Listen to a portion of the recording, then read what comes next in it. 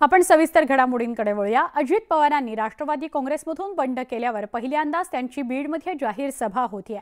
बीडमध्ये दाखल झाल्यानंतर अजित पवारांचं जंगी स्वागत करण्यात आलं। दरम्यान थोड्याच वेळात अजित पवार सभा घेत आहेत। बीडमध्ये त्यांची सभा होईल। धनंजय मुंडेंचा मतदारसंघ आहे। गेल्या आठवड्यात शरद पवारांनी धनंजय मुंडेंच्या बीड जिल्ह्यात सभा घेतलेली होती। त्यांच्या याच सभेला उत्तर देण्याकरता आज उपमुख्यमंत्री अजित पवार सभा घेत आहेत। शरद पवारांच्या सभेला उत्तर देणारी ही सभा आहे, त्यामुळे सगळ्यांचंच लक्ष लागलेलं आहे की नेमके अजित पवार काय म्हणतात। आपण थेट जाऊया बीडला। आमचे प्रतिनिधी हरीश दिमोटे आपल्या सोबत आहेत। हरीश, सगळ्यांचं लक्ष लागलेलं होतं शरद पवारांच्या सभेकडेही की ते काय धनंजय मुंडे आणि अजित पवारांवर टीका करतात। आता ही उत्तर सभा म्हणून याकडे बघितलं जात आहे। अजित पवार पोचलेले आहेत का बीडमध्ये? केव्हा ही सभा सुरू होईल आणि आज कोणत्या मुद्द्यांवर भाष्य करू शकतात?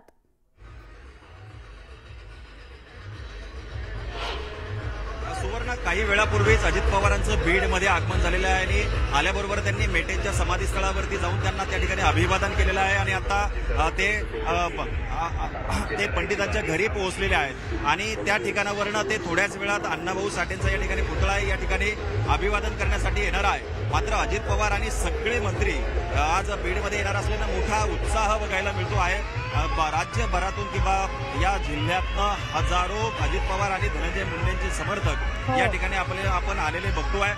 राष्ट्रवादीचे राष्ट्रीय अध्यक्ष प्रफुल्ल पटेल असतील, त्यानंतर प्रदेशाध्यक्ष सुनील तटकरे असतील, छगन भुजबळ आहेत, हसन मुश्रीफ आहेत, सगळे मंत्री आज या ठिकाणी आलेले आहेत। आणि काही दिवसांपूर्वीच शरद पवारांची सभा बीडमध्ये झालेली होती आणि बीडमध्ये त्यांनी सभा घेतली, त्यावेळी त्यांनी धनंजय मुंडे किंवा अजित पवारांसह इथल्या नेत्यांवरती देखील टीका केलेली होती। त्यामुळं या टीकेला आता उत्तर दिलं जाणार का हे देखील बघावं लागणार आहे। मात्र दुसरीकडे ही उत्तर सभा नसून उत्तरदायित्व सभा असल्याचं या सगळ्या आयोजकांकडनं सांगितलं जात आहे। बीड जिल्ह्याचा विकास, इथला ध्यास आणि हे सगळं घेऊन ही सभा घेतली जाते। त्यामुळं जे मागासलेला जिल्हा म्हणून बीडकडे बघितलं जातं, त्यामुळे बीडच्या विकासासाठी काय घोषणा होतात याकडे देखील सगळ्यांचं लक्ष लागलेलं आहे। कारण बीडमधले रस्त्यांची अवस्था अत्यंत दुरावस्था झालेली आहे।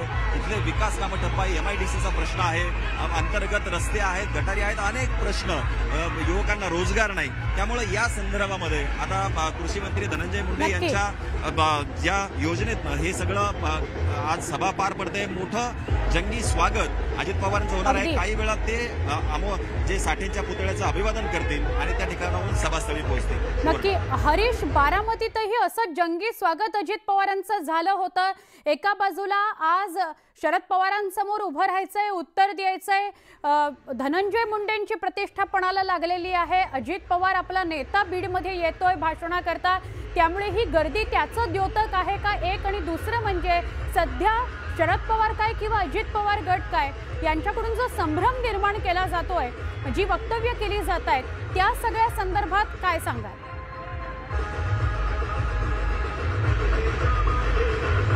नक्कीच सुवर्ण, आपण बघितलं तर कदाचित बारामतीपेक्षाही मोठं जंगी स्वागत आज या ठिकाणी होत आहे। आपण आता बघू शकतो अतिशय भव्य असा हार स्वागतासाठी लावण्यात आलेला आहे। त्याचबरोबर स्टेजवर पण याहीपेक्षा मोठा अक्षरशः 1.5 टनाचा हार या सगळ्या मंत्र्यांच्या स्वागतासाठी आहे। अगदी 5-10 DJ आहेत, देशभरातले वाद्य या ठिकाणी आणलेले आहेत आणि रस्त्यांवरती केवळ आणि केवळ सगळे समर्थक दिसत आहेत आणि या सभेच्या माध्यमातून कुठेतरी शक्ती प्रदर्शन होताना दिसतंय।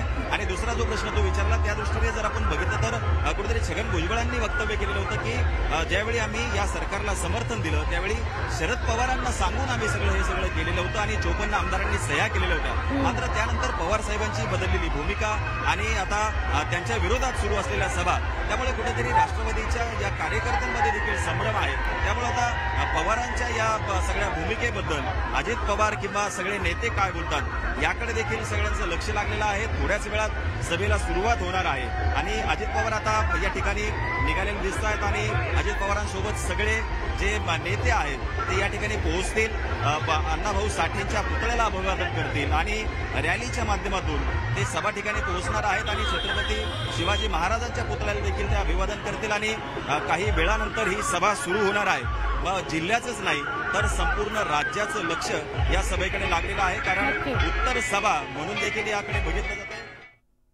नक्की हरीश, तू ज्या ठिकाणी उभा आहेस तिथून स्पष्ट दिसतंय की वेगवान हालचाली सुरू झालेल्या आहेत, त्यामुळे अजित पवार काही क्षणामध्ये या परिसरात पोहोचतील। तुर्तास धन्यवाद, सविस्तर माहिती तुझ्याकडनं आम्ही घेत राहू। हिंगोलीतल्या निर्धार सभेतून उद्धव ठाकरेंनी पुन्हा एकदा मुख्यमंत्री एकनाथ शिंदे यांच्यासह उपमुख्यमंत्री देवेंद्र फडणवीस आणि अजित पवार यांच्यावर निशाणा साधला। भाषणाच्या सुरुवातीलाच ठाकरेंनी सरकारच्या शासन आपल्या दारी कार्यक्रमावरून जोरदार टीका केली। सरकार आपल्या दारी थापा मारतय लय भारी, अशा खोचक शब्दात उद्धव ठाकरेंनी सरकारवर तोफ डागली। मी गद्दारांवर माझा वेळ घालवणार नाही, काही जणांना वाटत असेल मी त्यांच्यावर बोलेन, पण मी बोलणार नाही। या गद्दारांना जनताच त्याची दाखल दाखवेल, असा टोला गद्दारांवर साधलेला आहे। हसन मुश्रीफ यांच्यावर सुद्धा टीका केली। हसन मुश्रीफ यांनी अजित पवारांचा हात पकडला आणि ईडी त्यांचा पत्ताच विसरली। उद्धव ठाकरेंकडून ईडी कारवाईचा दाखला देत केंद्रावर निशाणा साधण्यात आलाय। यावेळी बोलताना त्यांनी BRSलाही धारेवर धरलं।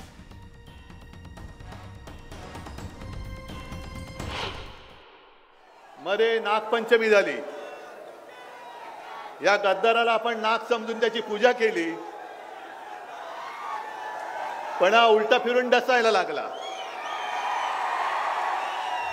आता तुम्ही गावातले लोक आहात, शेतातले लोक आहात, पायाखाली साप आला तर काय करायचं तुम्हाला कळतं,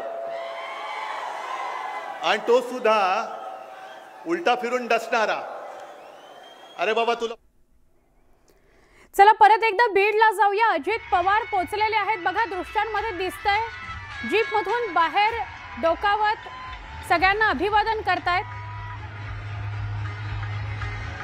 कारमध्येच आहेत ते आणि कारमधूनच सगळ्यांना अभिवादन करतायत।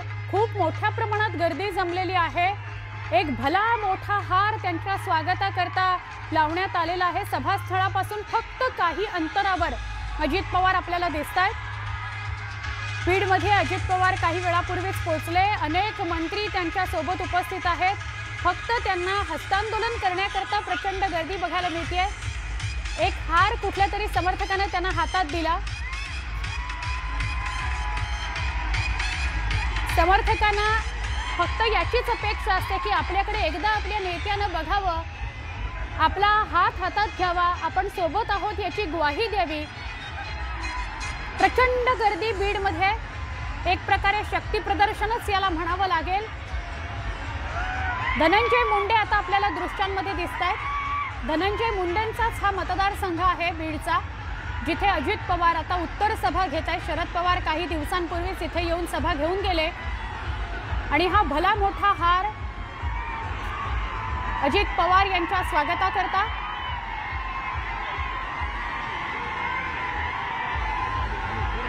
सुरक्षा रक्षकांना गर्दी आवरताना नाकीनऊ येत आहेत। पोलीस आपल्याला दिसत आहेत। फुलांची उधळण करण्यात आलेली आहे अजित पवारांवर आणि अजित पवारांना आता स्वागताचा हार अर्पण करण्यात येतोय।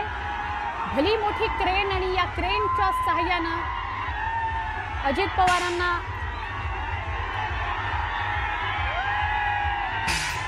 पुष्पहार घालून त्यांचं स्वागत करण्यात आलं।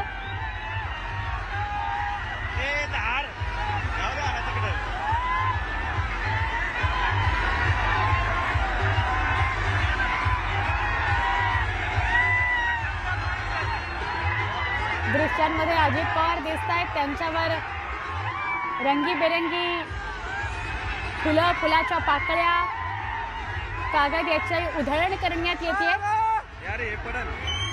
आणि भला मोठा पुष्पहार जो स्वागतासाठी आलेला होता अजित पवारांच्या, तो आपल्याला दिसतोय।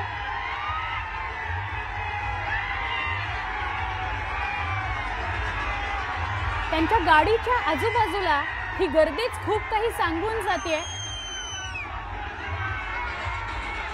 अगदी पहिल्या भाषणामध्ये जेव्हा त्यांनी उपमुख्यमंत्री पदाची शपथ घेतली त्यानंतरच्या पहिल्या भाषणामध्येच त्यांनी हे स्पष्ट केलेलं होतं की जर शरद पवार त्यांचे समर्थक नेते हे वेगवेगळ्या जिल्ह्यांमध्ये भाषणाकरता सभांकरता गेले तर आम्हाला सुद्धा तिथे जाऊन उत्तर द्यावं लागेल।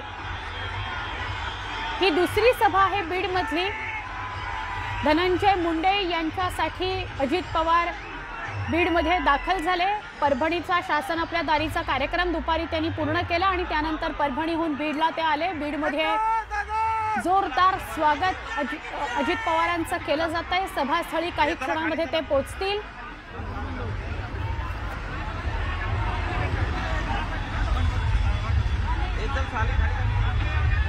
अजित पवारांनी सत्तेत सहभाग घेतला। सध्याची परिस्थिती अशी आहे की शरद पवारांचा गट आणि त्या गटातले नेते सुद्धा असं म्हणतायत की राष्ट्रवादी काँग्रेस फुटलेलीच नाही, फक्त एक गट बाजूला झालाय ज्याची राजकीय भूमिका वेगळी आहे। आणि दुसरीकडे अजित पवारांकडूनही अशीच वक्तव्य केली जात आहेत। प्रफुल्ल पटेल सुद्धा तेच म्हणाले। छगन भुजबळांची प्रतिक्रिया आपल्या सगळ्यांना माहिती आहे। त्यामुळे एक संभ्रम निर्माण झालाय। कार्यकर्ते सुद्धा पहिल्या काही सुरुवातीच्या काळात जरा बावचळलेले होते, त्यांना कळत नव्हतं की नेमकी अशी संभ्रमाची स्थिती का आहे। या सगळ्यावर आज अजित पवार बोलतात का हे बघणं महत्त्वाचं आहे। खरे तर अजित पवारांसोबत असलेल्या सगळ्या नेत्यांनी मंत्र्यांनी स्पष्ट केलंय की आम्ही शरद पवार आमचं दैवत असल्या कारणाने ते आमच्याविषयी काहीही बोलले तरी त्याला आम्ही उत्तर देणार नाही। पण अजित पवार आज बीडमध्ये काय म्हणतात हे बघणं महत्त्वाचं आहे। बीडमधल्या विकासासंदर्भात, रस्त्याची जी परिस्थिती आहे त्या संदर्भात ते काही बोलतात का, या सगळ्याची उत्सुकता आहे। धनंजय मुंडे कृषी मंत्री आहेत महायुतीच्या सरकारमध्ये आणि त्यांच्या मतदारसंघात आज उपमुख्यमंत्री अजित पवार आलेले आहेत। शरद पवारांच्या सभेला कसं उत्तर दिलं जातं हे बघणं महत्त्वाचं आहे। आज आपण आमचे प्रतिनिधी हरीश दिमोटे यांच्याशी सविस्तर बोलूया। हरीश, आपण बघितलं काही क्षणापूर्वी अजित पवार हे सभास्थळाकडे निघालेले आहेत। प्रचंड गर्दी बघायला मिळते, जल्लोष आहे, फटाक्यांची आतषबाजी सुद्धा दूरवरून ऐकू येत होती। काय सांगाल आपण? नक्कीच सुवर्ण, अतिशय उत्साहाचं वातावरण बीडमध्ये बघायला मिळत आहे आणि हजारो अजित पवार आणि धनंजय मुंडेंचे समर्थक रस्त्यावरती दुतर्फा उभे असल्याचं चित्र आहे। खरं तर पोलिसांना अक्षरशः त्यांच्यावरती नियंत्रण मिळवण्यासाठी बळाचा देखील वापर करावा लागतोय, कारण इतकी गर्दी उसळलेली आहे की अक्षरशः काय ठेवायला देखील जागा नाहीये। अजित पवार गाडीमध्ये स्वतः आता उभे आहेत आणि सगळ्यांना हस्तांदोलन करतायत। अण्णाभाऊ साठेंच्या पुतळ्याजवळून ही रॅली जी आहे ती आता सभेच्या ठिकाणी निघालेली आहे आणि हजारो समर्थकांना अभिवादन करत अजित पवार सभेच्या ठिकाणी निघालेले आहे आणि मोठा उत्साह बघायला मिळतोय। अजित पवारांच्या स्वागताची जय्यत तयारी या ठिकाणी केलेली आहे। अतिशय जे सुंदर पद्धतीनं बीडला जे सजवलेलं आहे आणि फटाक्यांची आतिषबाजी असेल, ढोल ताशांचा गजर असेल, या गजरामध्ये त्यांचं स्वागत होत आहे आणि मोठा उत्साह या ठिकाणी बघायला मिळतोय। सुवर्ण, नक्कीच मगाशी आपण बोलत होतो की अजित पवार आज कोणत्या विषयावर भाष्य करतील हे तर स्पष्ट आहे की शरद पवारांवर जहरी टीका करायची नाही, त्यांच्या कुठल्याही गोष्टीवर भाष्य करायचं नाही असं या सगळ्या नेत्या मंत्र्यांनी ठरवलंय। पण आज कोणते विषय चर्चेत येऊ शकतात हरीश?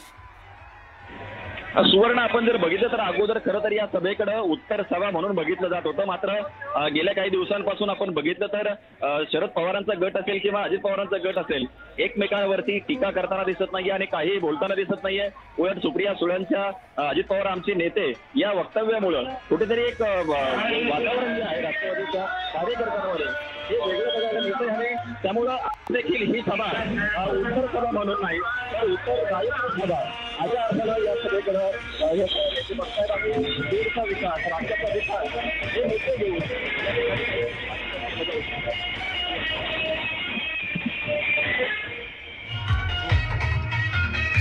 नक्की हरीश, तुझ्या मागून खूप मोठ्या प्रमाणात डीजेचाही आवाज येतोय।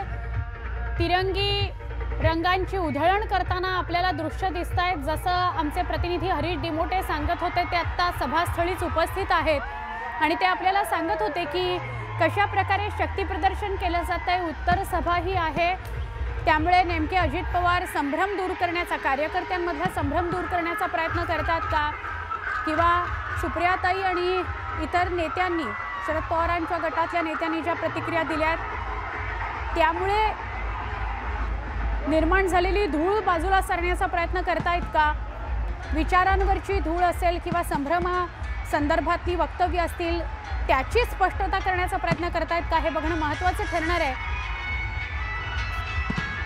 अजितदादा सभास्थळी पोहोचलेले आहेत। काही क्षणामध्ये आपल्याला स्टेजवरची दृश्य सुद्धा बघायला मिळतील। स्टेजवर जेव्हा पोहोचतायत अजित पवार तेव्हाची ही दृश्य आपण बघतोय। एक छोटासा ब्रेक पहा फक्त न्यूज 18 लोकमत।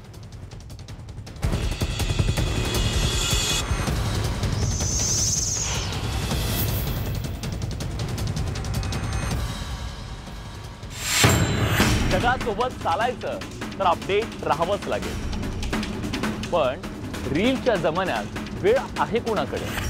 पहा ब्रेकलेस आणि ब्रेथलेस बातम्या, 100% बातम्या संध्याकाळी 6:52 फक्त न्यूज 18 लोकमतवर। उद्धव ठाकरे यांनी केलं।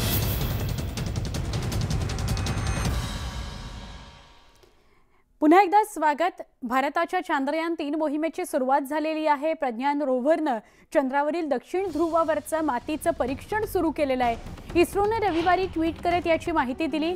विक्रम लँडरवरील चाचणीनं चंद्रावरील तापमान मोजलंय। चंद्राच्या पृष्ठभागावर 1 सेंटीमीटर उंचीवर तब्बल 56°C इतक्या तापमानाची नोंद करण्यात आली आहे, तर चंद्राच्या मातीखाली 8 सेंटीमीटर खोलात उणे 10°C तापमानाची नोंद करण्यात आली आहे। दक्षिण ध्रुवाभोवती चंद्राच्या मातीचं तापमान प्रोफाइलिंग करण्याची ही पहिलीच वेळ आहे। चंद्राच्या दक्षिण ध्रुवावर पहिल्यांदाच एखाद्या देशाने सॉफ्ट लँडिंग केलंय। इस्रोनं मातीच्या तापमानाचा आलेखही शेअर केलेला आहे।